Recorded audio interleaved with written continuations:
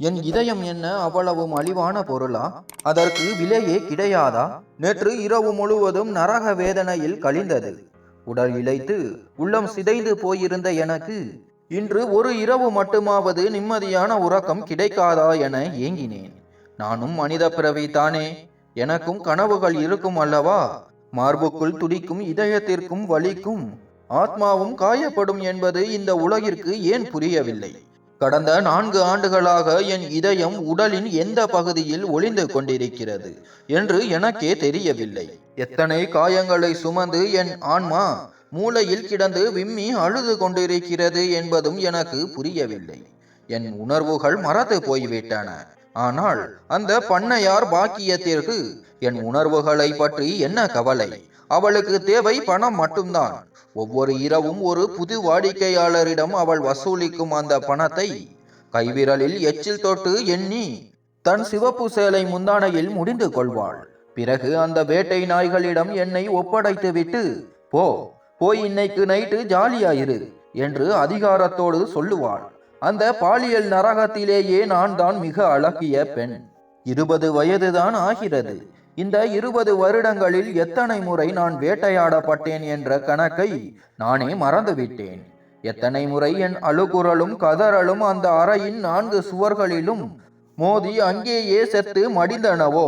என் உடம்பில் மிருகத்தனமான தழும்புகள் இல்லாத இடமே இல்லை. நேற்று வந்த அந்த ஓனாய் என்னை தன் பற்களால் கடித்து குதறிவிட்டான். என் முகத்தை கூட விட்டு வைக்கவில்லை. உதடுகள் எல்லாம் வீங்கி நீல நிறமாகி போயிருந்தன. அப்படியும் அவன் பசி அடங்கவில்லை. வேறு வழியின்றி ஆத்திரத்தில் அருகில் இருந்த பூந்தொட்டியை எடுத்து அவன் தலையில் அடித்தேன். அவன் இரத்த வெள்ளத்தில் சரிந்தான். அதற்காக பாக்கியம் என் மேல் கொதித்து போனாள். அவளுடைய பணக்கார வாடிக்கையாளரையே நான் காயப்படுத்தி விட்டேனாம். என் உடலில் உள்ள காயங்கள் யாருக்கும் தெரியவில்லை. என்னை ஒரு சக மனிதனாக மதிக்க கூட இங்கே யாரும் தயாராக இல்லை. இன்று பாக்கியத்தின் காலில் விழுந்து கெஞ்சினேன். அம்மா, தயவு செய்து என்னை விட்டுவிடு. இன்று ஒரு நாள் மட்டும் ஓய்வு எடுக்கிறேன் என்றேன். ஆனால் அவளோ, என் வியாபாரத்தையே கெடுத்துவிட்டு ஓய்வு கேட்கிறாயா? இன்று உன் அறைக்கு 2 பேரை அனுப்ப போகிறேன், அனுபவி என்று சாபமிட்டு சென்றாள். விதி வேறு வழியின்றி என்னை அறைக்குள் இழுத்து சென்றது. என் கண்ணன் சிலைக்கு முன்னால் கையேந்தி அழுதேன். இறைவா, இன்று ஒரு இரவு மட்டும் எந்த பாவியும் என் வாசலை மிதிக்காமல் பார்த்துக்கொள் என்று வேண்டினேன். ஆனால் வேண்டுதல் முடிவதற்குள் வாசலில் காலடி சத்தம் கேட்டது. உடல் வலியால் என்னால் எழக்கூட முடியவில்லை. கதவு பலமாக தட்டப்பட்டது. வேறு வழியின்றி திறந்தேன். எதிரே பாக்கியம் நின்றிருந்தாள். சீக்கிரம் கிளம்பு, உனக்காகவே ஒருத்தன் வந்திருக்கிறான். உன்னை வெளியே கூட்டிட்டு போக போறான். ஏதாவது வம்பு பண்ணுன அப்புறம் நடக்கிறதுக்கு நான் பொறுப்பில்லை. உடம்பு முடியலனா ஒரு ஊசிய போட்டுட்டு கிளம்பு என்று மிரட்டிவிட்டு சென்றாள். வலியை மறக்க போதை ஊசியை செலுத்தி கொண்டேன். போதையில் இருந்தால்தான் இந்த மிருகங்களின் அத்துமீறல்களை என்னால் சகித்து கொள்ள முடியும். தள்ளாடியபடியே கீழே வந்தேன். அங்கே ஒரு இளைஞன் நின்றிருந்தான். பார்த்தால் நல்ல குடும்பத்தை சேர்ந்தவன் போல தெரிந்தது. ஆனால் இத்தனை கால அனுபவத்தில் முகமூடி அணிந்த பல ஓநாய்களை நான் பார்த்திருக்கிறேன். பேசாமல் அவன் காரில் ஏறி அமர்ந்தேன். தலை பாரமாக இருந்தது. கண்கள் சொருகின. உன் பெயர் என்ன என்று அவன் மென்மையாக கேட்டான். நான் கசப்புடன் சிரித்தேன். உங்களுக்கு என்ன பெயர் பிடிக்குமோ அந்த பெயரிலேயே கூப்பிடுங்கள். எனக்கு என்று ஒரு பெயரோ அடையாளமோ மிஞ்சி இருக்கவில்லை என்றேன். பெயரை யாராவது மறப்பார்களா என்றான் வியப்புடன். கடந்த 5 வருடங்களாக என் பெயர், அடையாளம், மானம் என அனைத்தையும் இழந்து விட்டேன். நீங்களும் உங்கள் வேலையை மட்டும் பார்த்துவிட்டு என்னை மீண்டும் இதே நரகத்தில் கொண்டு வந்து விட்டு விடுங்கள் என்றேன். அவன் அமைதியாக, என் பெயர் அருண். நான் சென்னையில் ஒரு மென்பொருள் நிறுவனத்தில் வேலை செய்கிறேன். என் வீட்டிற்கு போகலாம் வா என்றான். ஒரு பிரம்மாண்டமான வீட்டின் முன்னால் கார் நின்றது. அவன் இறங்கி வந்து எனக்கு கதவை திறந்தான். நான் திகைத்து போனேன். எங்களை போன்ற பெண்களுக்கு யாரும் இதுவரை இவ்வளவு மரியாதை கொடுத்ததில்லை. ஒரு குப்பையை போலத்தான் எங்களை பார்ப்பார்கள். ஆனால் இவன் என் பெயரை கேட்டான். கதவை திறக்கிறான். இருந்தாலும் இன்னும் சற்று நேரத்தில் இவனும் தன் சுயரூபத்தை காட்டுவான் என்று என் மனம் எச்சரித்தது. போதை தலக்கேறியதால் நான் தடுமாறி விழ போனேன். அவன் ஓடி வந்து என்னை தாங்கி பிடித்து மென்மையாக தூக்கி சென்று படுக்கையில் கிடத்தினான். ஏன் இவ்வளவு போதை மருந்துகளை எடுத்துக் கொள்கிறாய் என்று அவன் கேட்டபோது அவன் குரலில் அக்கறை தெரிந்தது. இந்த போதை இல்லை என்றால் ஆண்களின் மிருகத்தனத்தை என்னால் தாங்க முடியாது, செத்து விடுவேன் என்றேன் வேதனையுடன். அவன் என் அருகில் அமர்ந்து என்னை ஒருவித பரிதாபத்தோடு பார்த்தான். பயப்படாதே, நான் அவ்வளவு கெட்டவன் இல்லை, நிதானமாக இரு, நாம் நிறைய பேச வேண்டும் என்றான். நான் பார்த்த ஆண்கள் எல்லாம் என் உடம்பை தான் பார்த்திருக்கிறார்கள். விவரம் தெரிந்த நாள் முதல் என் அப்பாவின் கொடுமைகளை அனுபவித்தேன். என் அம்மா எனக்கு அன்பு காட்டக்கூட உயிரோடு இல்லை. என் அப்பாவே என்னை ஒரு முதியவருக்கு விற்றுவிட்டார். கடந்த 12 ஆண்டுகளில் எத்தனை பேர் என்னை விலைக்கு வாங்கினார்கள், பயன்படுத்தினார்கள், பிறகு ஒரு பொம்மையைப் போல தூக்கி எறிந்தார்கள் தெரியுமா? நான் ஏன் இதையெல்லாம் உன்னிடம் சொல்கிறேன் என்று தெரியவில்லை. என்னிடம் காசு கொடுத்து சில மணி நேரம் என்னை வாங்குபவர்களுக்கு என் கதையை கேட்க நேரமில்லை. அவர்களுக்கு தேவை என் உடல் மட்டும்தான் என்று சொல்லி அழுதேன். அவன் கண்களில் கண்ணீர் துளித்தது. அவன் மற்றவர்களைப் போல தெரியவில்லை. அவன் எழுந்து சென்று குளிர்சாதன பெட்டியிலிருந்து ஒரு பாட்டிலை எடுத்து கண்ணாடி டம்ளரில் ஊற்றி என்னிடம் கொடுத்தான். மதுவாக இருக்கும் என்று நினைத்து நான் அதை குடித்தேன். ஆனால் அது எலுமிச்சை சாறு. என் போதையை குறைக்க அவன் கொடுத்திருக்கிறான். என்ன, என்னை முழு சுய நினைவுக்கு கொண்டு வந்து என் கதறல்களை கேட்டு ரசிக்கப் போகிறாயா என்று நான் கோபமாக கேட்டேன். அவன் என் கைகளை பற்றி கொண்டு அவன் மென்மையாக சிரித்து கொண்டே சொன்னான். உன்னிடம் பேசுவதற்கு நீ முழு சுய நினைவோடு இருப்பது அவசியம். அதற்காகத்தான் அந்த எலுமிச்சை சாறு. உன்னிடம் பேசுவதற்காகவா இவ்வளவு பணம் கொடுத்தாய் என்று நான் வியப்புடன் கேட்டேன். பெண்களை துன்புறுத்துவது எனக்கு பிடிக்காது. என் பார்வையில் பெண் என்பவள் இறைவனால் படைக்கப்பட்ட ஆகச்சிறந்த பொக்கிஷம்.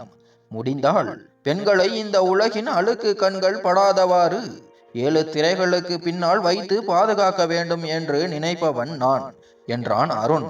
அவன் பேச்சை கேட்டு நான் வாய்விட்டு சிரித்தேன். உங்களை போன்ற உயர்வான எண்ணம் கொண்டவர்களுக்கு என்னை போன்ற ஒருத்தியிடம் என்ன வேலை?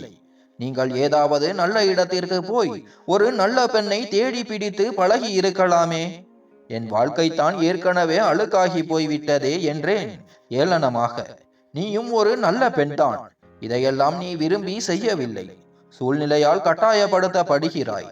உனக்கும் ஒரு நல்ல வீட்டு மருமகளாக, ஒருவனது மரியாதைக்குரிய மனைவியாக கௌரவமாக வாழ வேண்டும் என்ற ஆசை இருக்கிறது அல்லவா என்று என் கண்களை உற்று பார்த்து கேட்டான். அவன் என் இதயத்தையே வாசிப்பது போல இருந்தது. என்னால் அவன் கண்களை நேருக்கு நேர் சந்திக்க முடியவில்லை. பார்வையை திருப்பிக் கொண்டேன். சரி, இதையெல்லாம் விடுங்கள். எந்த வேலைக்காக என்னை இங்கே கூட்டி வந்தீர்களோ அதை சீக்கிரம் முடியுங்கள். எனக்கு இதெல்லாம் தேவையில்லாத பேச்சு என்றேன். எனது போதை இப்போது முழுமையாக தெளிந்திருந்தது. அவன் என் அருகில் வருவான் என்று பார்த்தால் அவன் எழுந்து சென்று பீரோவில் இருந்து உடைகளை எடுத்துக்கொண்டு குளிக்க சென்றான். நான் கட்டிலின் ஓரத்தில் தலை சாய்த்து படுத்து கொண்டேன். தூக்கம் சொக்கியது. ஆனால் தூங்கிவிடக் கூடாது என்று அவனுக்காக காத்திருந்தேன். சிறிது நேரத்தில் அவன் குளித்துவிட்டு வெளியே வந்தான். ஈர தலையும் நனைந்த சட்டையுமாக அவன் பார்ப்பதற்கு மிக அழகாக இருந்தான். இதுவரை நான் பார்த்த வாடிக்கையாளர்கள் எல்லாம் 40-50 வயதுடைய கிழவர்கள். வீட்டில் மனைவியிடம் சண்டையிட்டு அந்த ஆத்திரத்தை என்னிடம் காட்டும் மிருகங்கள். ஆனால் இந்த இளைஞன் மிகவும் வசீகரமாக இருந்தான். அவனை பார்க்க பார்க்க என் மனதிற்குள் ஏதோ ஒரு நிம்மதி தெரிந்தது.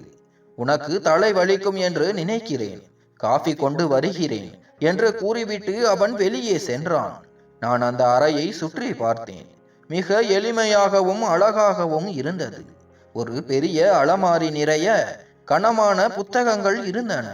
இவன் ஒரு எழுத்தாளரோ அல்லது அறிஞரோ என்று தோன்றியது. இவன் ஏன் என்னை நாடி வந்தான் என்ற கேள்வி என்னை குடைந்தது. அவன் 2 காஃபி கோப்பைகளுடன் வந்து என் எதிரே அமர்ந்தான். நீ எவ்வளவு காலமாக அந்த நரகத்தில் இருக்கிறாய்? அங்கிருந்து தப்பிக்க முடியவில்லையா என்று கேட்டான். ஒரு முறை அந்த இடத்திற்கு வந்துவிட்டால் அதன் பிறகு வெளியே சென்றாலும் இந்த சமூகம் எங்களை ஏற்காது. கௌரவமாக திரியும் பல மனிதர்கள் இரவில் எங்களிடம் வருகிறார்கள். ஆனால் பகலில் எங்களை பார்த்தால் தீண்டத்தகாதவர்களைப் போல முகம் சுளிக்கிறார்கள். இந்த உலகம் இரட்டை முகம் கொண்டது என்றேன் கசப்புடன். எல்லா ஆண்டுகளும் அப்படி இல்லை. நான் உன்னை இங்கே கூட்டி வந்தது உன் உடலுக்காக அல்ல, உனக்கு உதவி செய்ய வேண்டும் என்பதற்காகத்தான் என்றான் அருண். உதவியா? மானத்தை இழந்த பெண்ணுக்கு இந்த உலகில் என்ன மதிப்பு இருக்கிறது? யாரும் எங்களை ஏற்க மாட்டார்கள். அப்படி இருக்கும்போது எதற்கு வீணாக வெளியே வர வேண்டும்? அங்கேயே கிடந்து சாகலாமே. அருண் என் கைகளை பிடித்தான். என்னை நம்பு. உன்னை இந்த சகதியில் இருந்து நீக்கவே நான் வந்திருக்கிறேன். நான் யார் தெரியுமா? நான் ஒரு உளவுத்துறை அதிகாரி. பாக்கியத்தின் பின்னால் இருக்கும் அந்த பெரிய கடத்தல் கும்பலை பிடிக்கவே நான் திட்டமிட்டிருக்கிறேன். அவர்கள் பெண்களை கடத்தி வந்து கொடுமைப்படுத்துகிறார்கள். அந்த கும்பலின் தலைவனை பிடிக்க எனக்கு உன் உதவி தேவை. அவன் சொன்னதை கேட்டு என் முதுகெலும்பில் ஒரு நடுக்கம் பரவியது. இவ்வளவு பெரிய ஆபத்தான காரியத்தில் என்னால் உதவ முடியாது, என்னை விட்டுவிடு என்று பதறினேன். அவன் குரலை தாழ்த்தி சொன்னான், நீ இப்போது மறுக்கலாம். ஆனால் எனக்கு கிடைத்த தகவல் படி அடுத்த வாரம் பாக்கியம் தன் கோட்டையிலுள்ள அழகிய பெண்களை ஒரு பெரிய கும்பலுக்கு விற்க போகிறாள். அந்த பட்டியலில் உன் பெயரும் இருக்கிறது. ஒருமுறை அந்த மிருகங்களிடம் சிக்கினால் அவர்கள் உன்னை சிதைத்துவிட்டு கடைசியில் கொன்றும் விடுவார்கள். அதிலிருந்து தப்பிக்க இதுதான் உனக்கு ஒரே வழி. அவன் சொன்னதை கேட்டு நான் உடைந்து போனேன். அந்த நகரத்தில் இருந்து எப்படியாவது தப்பிக்க வேண்டும் என்ற வேட்கை என்னுள் பிறந்தது. நான் என்ன செய்ய வேண்டும் என்று கேட்டேன். அடுத்த வாரம் அந்த கும்பலின் தலைவன் பாக்கியத்தை சந்திக்க வருவான். அந்த தகவலை மட்டும் எனக்கு சொல், நாங்கள் அந்த இடத்தை சுற்றி வளைப்போம் என்றான். ஆனால் என்னிடம் போன் இல்லையே, அவர்கள் எங்களை எதையும் வைத்திருக்க விடமாட்டார்கள் என்றேன். அவன் சிரித்து கொண்டே தன் சட்டை பையிலிருந்து ஒரு அழகான தங்க பிரேஸ்லெட்டை எடுத்தான். அதை என் மணிக்கட்டில் மாட்டிவிட்டான். இது வெறும் பிரேஸ்லெட் இல்லை, இதில் ஒரு சிறிய ரகசிய கருவி இருக்கிறது. அந்த பிரேஸ்லெட் மூலமாக அவள் எப்படி தகவல் அனுப்புகிறாள்? பாக்கியத்தின் சதி திட்டத்தை முறியடித்து அருண் அவளை காப்பாற்றுவானா என்று பார்ப்போம்.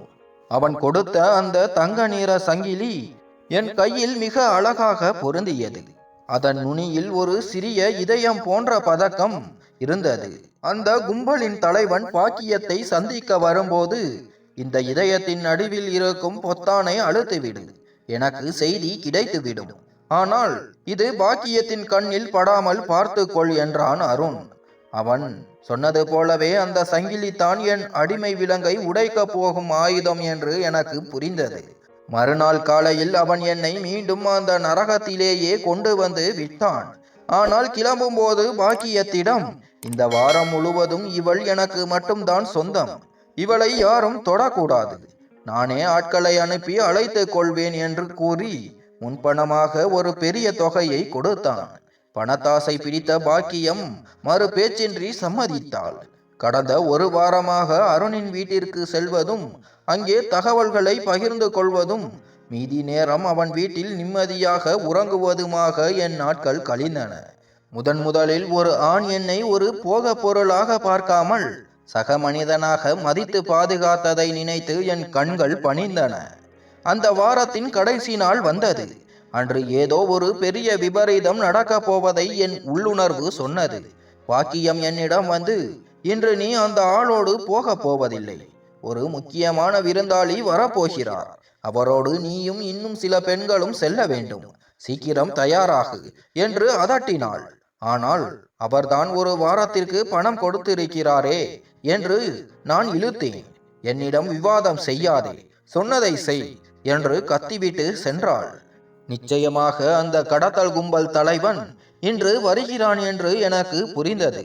பாக்கியம் தன் அறையில் ரகசிய பேச்சுவார்த்தையில் ஈடுபட்டிருந்தாள். வெளியே விலையுயர்ந்த கார்கள் வந்து நின்றன.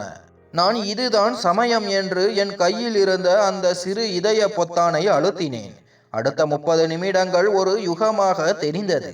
என் அறை கதவை உள்ளே தாழ்மிட்டு கொண்டு இறைவனிடம் வேண்டினேன். திடீரென்று வெளியே சைரன் சத்தம் கேட்டது. ஜன்னல் வழியாக பார்த்தேன். போலீஸ் பட்டாளமே அந்த வீட்டை சூழ்ந்திருந்தது.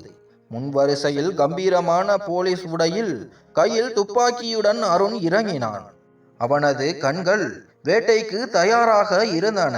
அடுத்த சில நிமிடங்களில் பாக்கியமும் அந்த கும்பல் தலைவனும் கையில் விலங்குடன் வெளியே இழுத்து வரப்பட்டார்கள். அவர்கள் முகத்தில் மரண பயம் தெரிந்தது. இத்தனை காலம் என்னை சிதைத்த அந்த பாக்கியத்தின் வீழ்ச்சியை பார்த்தபோது என் வாழ்வில் முதன்முறையாக உண்மையான மகிழ்ச்சியை உணர்ந்தேன். அருண் அந்த தலைவனின் முகத்தில் ஒரு குத்து விட்டான். இனி உன் ஆயுள் முழுவதும் சிறையில்தான் என்று கத்தினான். எல்லா பெண்களும் மீட்கப்பட்டோம். எங்களை ஒரு காப்பகத்திற்கு அழைத்து செல்ல ஏற்பாடு செய்யப்பட்டது. நான் காப்பக வண்டியில் ஏறப்போகும்போது அருண் என் கையை பிடித்து தடுத்தான். நீ என்னோடு வருகிறாய் என்றான். அவன்தான் இந்த வழக்கின் அதிகாரி என்பதால் யாரும் அவனை தடுக்கவில்லை. அவன் காரில் ஏறி அமர்ந்ததும், உன்னால் தான் இவ்வளவு பெரிய கும்பலை என்னால் பிடிக்க முடிந்தது. உனக்கு எப்படி நன்றி சொல்வதென்றே தெரியவில்லை என்றான். நீங்கள் தான் எனக்கு மறுவாழ்வு கொடுத்தீர்கள். நான் எங்கே செல்வது என்று தெரியாமல் நின்றபோது நீங்கள் தான் எனக்கு வழிகாட்டினீர்கள் என்றேன். அவன் காரை தன் வீட்டிற்கு செலுத்தினான். இனி இதுதான் உன் வீடு என்றான். இல்லை அருண், இது முறையல்ல. ஒரு முன்பின் தெரியாத ஆணின் வீட்டில் நான் எப்படி இருக்க முடியும்? என்னையும் மற்ற பெண்களைப் போலவே காப்பகத்தில் விட்டு விடுங்கள் என்றேன். அருண் என் கண்களை நேருக்கு நேர் பார்த்தான். நான் உன்னிடம் ஒரு சத்தியம் செய்திருந்தேன், நினைவிருக்கிறதா? உன்னை தனியாக விடமாட்டேன் என்று. நான் உன்னை என் வாழ்க்கை துணையாக ஏற்க விரும்புகிறேன். என் மனைவியாக இந்த வீட்டிற்கு வருகிறாயா என்று கேட்டான். நான் அதிர்ச்சியில் சிலையாக நின்றேன். என்னை போன்ற ஒரு கரை படிந்த பெண்ணையா நீங்கள் திருமணம் செய்ய நினைக்கிறீர்கள்? என் உடலில் மற்றவர்களின் எச்சில் படாத இடமே இல்லை அருண்.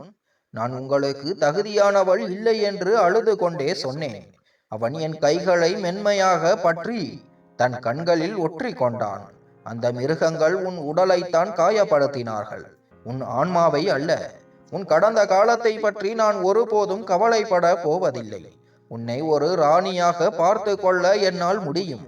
உனக்கு அதில் சம்மதமா என்று கேட்டான். கடவுள் என் தலையெழுத்தை மாற்றி எழுதிவிட்டார் என்று எனக்கு அப்போதுதான் புரிந்தது. இன்று எங்கள் திருமணத்திற்கு பிறகு 4 ஆண்டுகள் ஓடிவிட்டன. எங்களுக்கு ஒரு அழகான பெண் குழந்தை இருக்கிறது. அருண் தன் வாக்குறுதியை ஒருபோதும் மீறவில்லை. கடந்த காலத்தின் நிழல் கூட எங்கள் வீட்டில் விழுந்ததில்லை. இருந்தாலும் ஒரு தாயாக என் மகளை பார்க்கும்போது ஒரு சிறு பயம் எனக்குள் எழும். இந்த சமூகம் என் மகளை பாதிக்காமல் இருக்குமா? ஒரு பெண்ணின் மானம் போய்விட்டால் அவள் வாழ்வதற்கே தகுதியற்றவளா? அருணை போன்ற நல்ல மனிதர்கள் இருக்கும் வரை எந்த பெண்ணும் தன்னை தாழ்வாக நினைக்க வேண்டியதில்லை என்பதே உண்மை. இத்துடன் கதை முடிந்தது. கதை பிடித்திருந்தால் லைக் மற்றும் சப்ஸ்கிரைப் செய்யவும். மேலும் இந்த கதையை பற்றிய கருத்துக்களை தெரிவிக்கவும். நன்றி.